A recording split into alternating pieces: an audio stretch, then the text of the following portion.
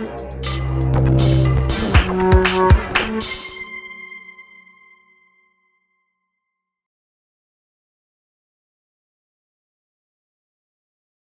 this video, we're going to begin to understand the framework of emergence, and it's a complex idea. Well, it's not a complex idea, that's the problem. So this is the difficulty that I'm wrestling with. I've started recording this about 15 times now. This is take 16 or something like that. And what I want to say is something like all of the ideas that I've talked about so far haven't been random. It might seem like that, and it might seem like I'm just being bloody minded and talking about things like being rebellious and criticising other people for the things that they do, and that might seem quite negative. But what we're trying to build towards is a holistic understanding of why ultimately Wang Xiangzhai ended Yiquan. And it's obvious if you just say that to a beginner in the first place, well, actually, in the end, Wang Xiangzhai ended the Yiquan project as such, then, well, why would anyone practice Yiquan? Doesn't make any sense. So there needs to be a fluid understanding of Wang Xiangzhai as a dialectical thinker, of seeing how things... Well, dialectics is a complex idea, and I should say, by the way, it's not Dianetics, the thing that's used in Scientology. Dialectics is a complex understanding of how multiple different component parts in anything work together to create emergent outcomes. And it's fairly clear, I would think by now, that in the intermediate series I've been making sure that people understand this distinction between each one as an individual process of cultivation and martial arts training, and each one as a social project. And if we don't understand Wang Xiangzhai's vision here, the emergent outcome that we lose is the most important one of all. It's the continued relevance of Chinese wushu itself.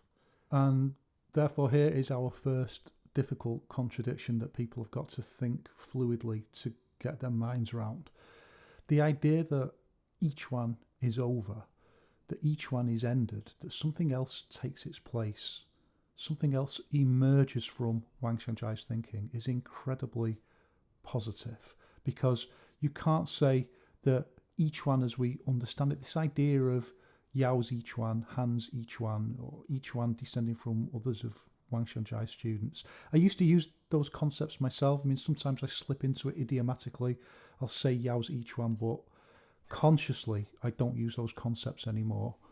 Understanding things as a holistic whole, you've got to recognise, first of all, that those things don't even exist. The Han's each one that's taught by Han Jingchen, for example, is nothing like the each one that was taught by Han Xingqiao. The method is completely different. There's multiple different kinds of what we might call Yao's each one. So these things don't even exist as clear, direct, set things in any case. But they're also creations, human creations of the market. And that's why I've emphasised what the market wants, or more accurately, what the consumer wants. They've developed into business models, franchises in business models. And that, however we feel about that, the knock-on effect of that is to make us think that each one is that each one is a style. And from there, we can't make the conceptual leap that Wang Xiangzhai made into seeing something much bigger and much more significant. So we can let Wang Xiangzhai's student Yu Yongnian explain this a little bit for us. And Yu Yongnian knew Wang Xiangzhai when he was quite elderly, i.e. he was at well, he couldn't have got much more mature in terms of his thinking. So it's right at the end of his life. And Yu Yongnian says, well, each one is the name of the style developed by Wang Xiangzhai in Shanghai during his time there. That is to say, the time before his arrival in Beijing. The system began to be called Da Cheng Chuan during the Beijing era, but it was not the idea of Wang Xiangzhai himself, but of his disciples.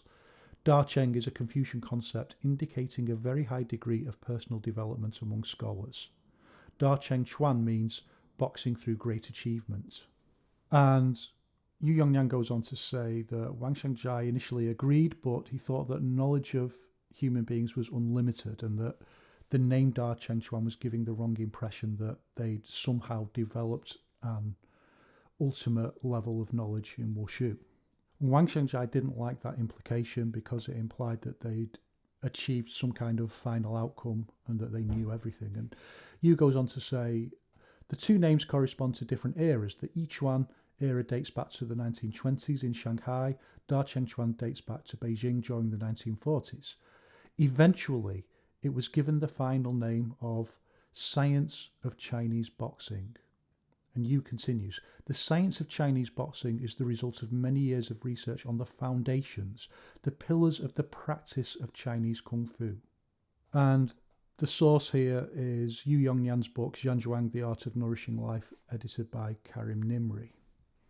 And Yu says, this is the final stage of Wang Xiangzhai's thinking, and people can call it whatever they want, but the truth is that ultimately, the last final rebellious act of Wang Xiangzhai was against Yiquan itself, to instead see something emerge that was significantly bigger. The idea of a Chinese wushu science, a science based on the quintessence principles of wushu. So you have to have a certain fluidity of thinking to see how, when people are trying to draw it back into this idea of particular branches of each one, particular styles, even arguing about who is the most pure or who is the true heir of each one, it's the total opposite of this vision. The quintessence principles of wushu run all the way through wushu. That's why I always say wushu is one art, and that's an idea I got from my coach, who used to say that all forms of authentic wushu are ultimately trying to seek the same thing. It's just that each one as a concept is trying to distill those quintessence principles. The science of Chinese wushu is a project to ensure that those world-leading concepts continue to be world-leading because they are of enormous benefit to the human species. And that includes, by the way, in actual practical application, so actual fighting, whether that's going to be in sport combat, UFC kind of thing, or whether we're talking about self-defense. There's no real division.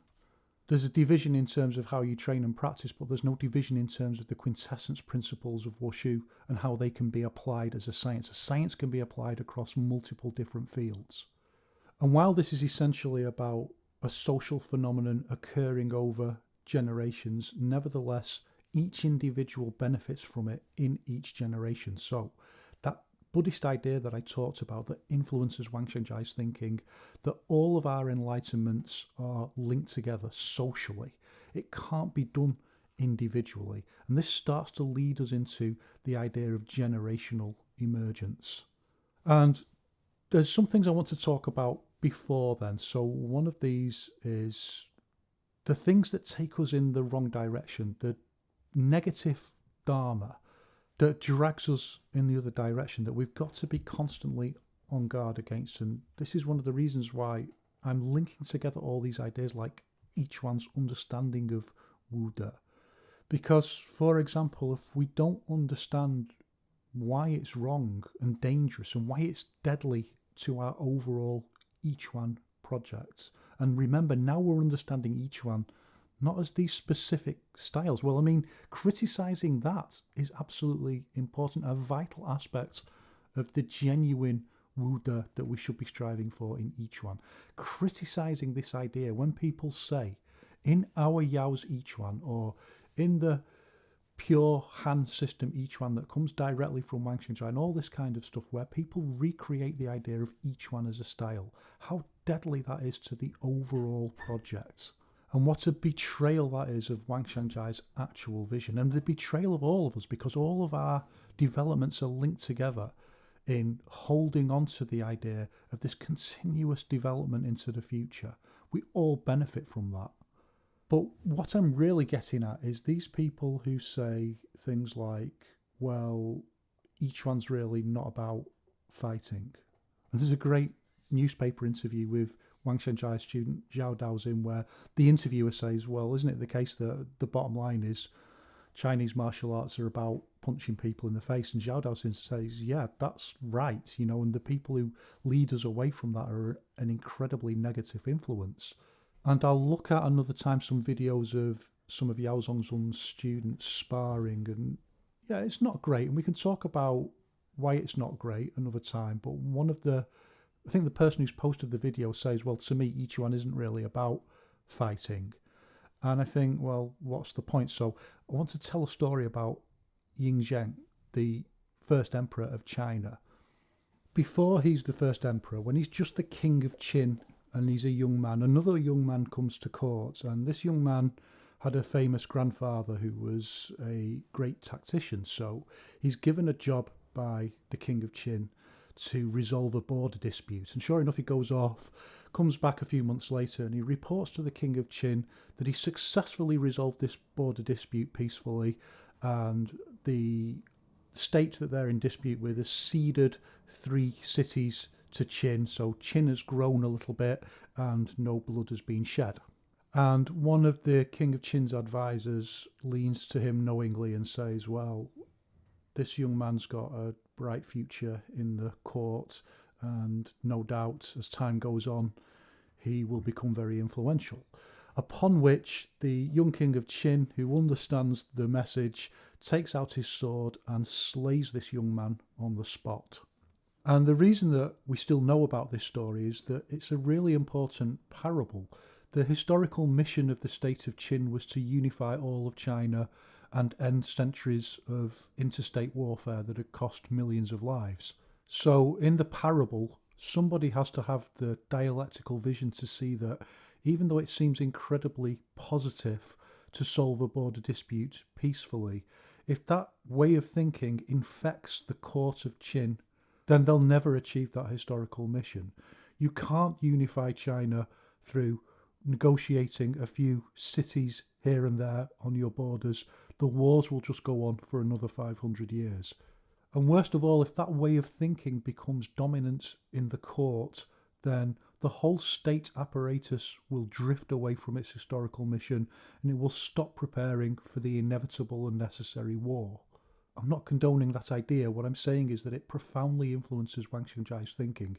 It comes to him as a profoundly important idea within Chinese culture itself, the historical unity of China. And that idea was profoundly important when Wang Xiangzhai was writing, as China faced numerous unfair treaties and the prospect of being broken up and taken over by imperial powers. And as numerous wushu masters of the period say, wushu itself becomes symbolic of the unity of the Chinese nation. And for Wang Xiangzhai particularly, this idea of unifying wushu into a science of Chinese physical culture becomes a symbolic representation of the same idea. That's why Yiquan's origin myth emphasises him travelling across China, north, south, east and west, picking the best from each different kind of style and finding the separate unified elements that then have to be brought together to create this eventual historical mission of the Chinese physical culture science. And to achieve that, it's got to be about fighting. It's got to be real. This is why Wang Xiangzhai emphasises, and I've emphasised, this idea of pursuing what is real, being guided by the star of the reality of fight, training and practice. So when people start saying things like, well, each one isn't really about fighting, then metaphorically, we have to slay that. We can't allow it to infect the culture of the mission of the science of Chinese physical culture. I said once on a discussion board that the spirituality in Yiquan is in honest training, and someone just laughed at me and said, well, where do you get that from? And I get it from Wang Xiangzhai directly. The honesty, that's where the real understanding of yourself comes from, but that's something I've talked about before and we can talk about again another time. The point I'm trying to make here is that the reason that Yao Zongzun's students didn't look so hot when they were sparring isn't because they were really on a spiritual mission. These were people who were training to fight, and I'm sure they were very tough people back then. They looked like they could hold their own in a bar fight, and they also look pretty fit, so I think most people don't understand how much fitness it takes to do a few minutes of sparring. So they've got all of that going on for them, but their actual technical level isn't great. And the reason for that isn't, as some other people said, that somehow it had become degenerated over 2 or 3 generations. The reason is that there's a limit to the average level in any historical generation. And now we're getting onto the really important subject, the thing that you've really got to be a fluid thinker to kind of get your mind around, because it really challenges everything that you've been taught by the orthodoxy about Chinese wushu. And this is the idea of emergence. And this is why we're not really talking about being rebellious for no reason, and we're not talking about innovation. We're talking about how the quintessence principles of wushu are expressed and how that changes over generations and hopefully improves over generations, but the limits to that.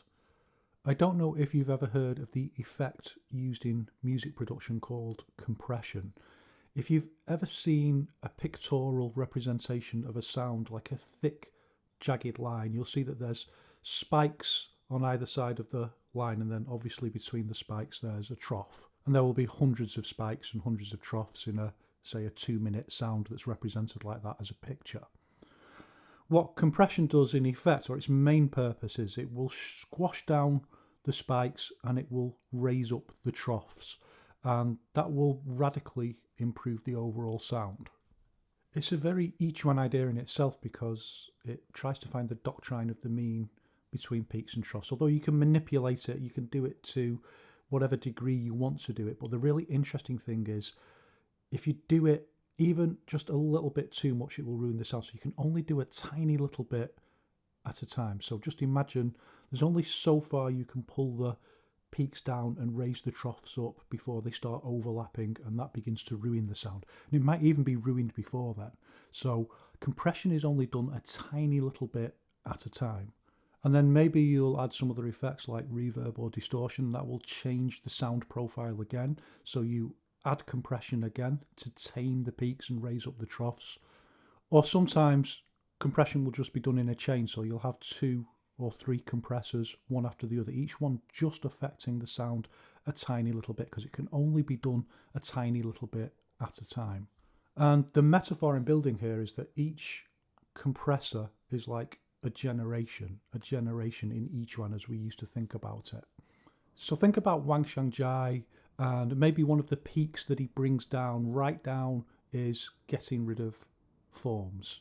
And he brings that right down to the point where it's near enough non-existent. And let's think of a couple of troughs that he raises up. So 2 very important ideas that I've discussed at length in the beginner series: setting postures and hit and stop. 2 core fundamental ideas that Wang Xiangzhai talks about. He sees those as quintessence principles of wushu, and he raises up their importance. So he's added a layer, if you like, of compression to Chinese wushu itself. But here's where we've also got to think dialectically, because this kind of compression can only function in a social environment, and everyone's limited by that social environment. It occurs based around the levels of understanding, knowledge, access to other information, and also your own personal characteristics and circumstances. So again, we're straying into a territory where you've got to be more fluid as a thinker, getting away from this idea that some kind of ultimate skill has been passed down from the ancients through Shaolin, and start to see this process of emergence, how it links into a social project within a social environment. Certain things, for example, Wang Xiangzhai isn't going to be thinking about without being exposed to Japanese jiu-jitsu or Western boxing or Western calisthenics. It's a dialectical, multiple, informative process. And everyone's got their limitations in terms of the circumstances that you live in. So me, for example, obviously I'm not the greatest martial artist in the world. I know that, and reasonably regularly people remind me of that.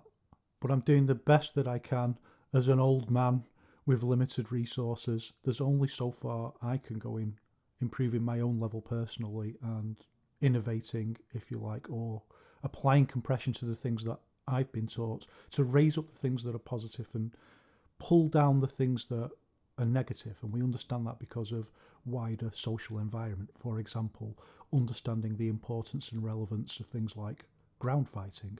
That's going to radically change the way that a modern Yiquan practitioner thinks, in the way that it wouldn't necessarily of someone in the past. And that's a point, for example, that Han Xingqiao's sons made. It's not just me saying that. And then another very important aspect of emergence here is the vision of the coach. So everything that they've learned over a lifetime, and then they look back and think, if I'd known this sooner, I could have developed more when I was younger. No, I certainly feel like that. It's just in the nature of the way that development takes place like this. And this is why it's so important to think of it as a social project, so that individuals don't have to keep going through this, inventing the wheel themselves multiple times. As somebody like Wang Xiangzhai reflects on all the things that he's thought about and all the things that he's developed, he then has a vision of what could be possible. If you compress all of that, teach it to someone fast, using compression in the sense of making it smaller this time, that's quite confusing.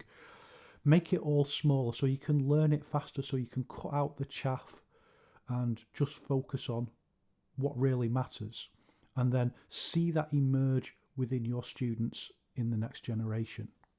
And it's not going to be all of them. I'll tell you a secret. It's not really a secret, but Wang Xiangzhai himself says that not everyone who trained with him really trained with him very seriously, and not everyone who trained with him really got it. He says that himself. So there's also an average level amongst his students, and then there's going to be people who are particularly exceptional on the dynamic scale. Some people who are going to be profoundly worse, and some people who are going to be profoundly better. And I've said before, of the people that I've seen, Han Xingyuan and Yao Zhongzun, to me, are the two most significant figures that I've seen video of. There could be better, but that's, in my opinion, that's the way it is. And there's a dynamic range amongst those students, and then they go on, and their vision is also part of the next level of emergence, because each one is supposed to be creative, so they're thinking about it, they're developing it. In some cases, they're bringing in things from the past, like Xing Yiquan. In some cases, they're bringing things in from the West, like Western boxing, and they're creating what we call cultural sets. So the quintessence principles are there, but they're experimenting with different formats and different ways of expressing those cultural principles, and they're creating a new layer of emergence in their students. And I want to talk about emergence more in another video. This isn't the purpose of this. The purpose of this video is to explain why I've chosen to focus on particular topics in these radio tray broadcasts that I do in between the exercises. So I'll flash forward. There are multiple different eras of Yao Zhongzun's teaching, but I want to think particularly about Yao Chengrong and Yao Chengguang. And I haven't chosen them to talk about to promote them.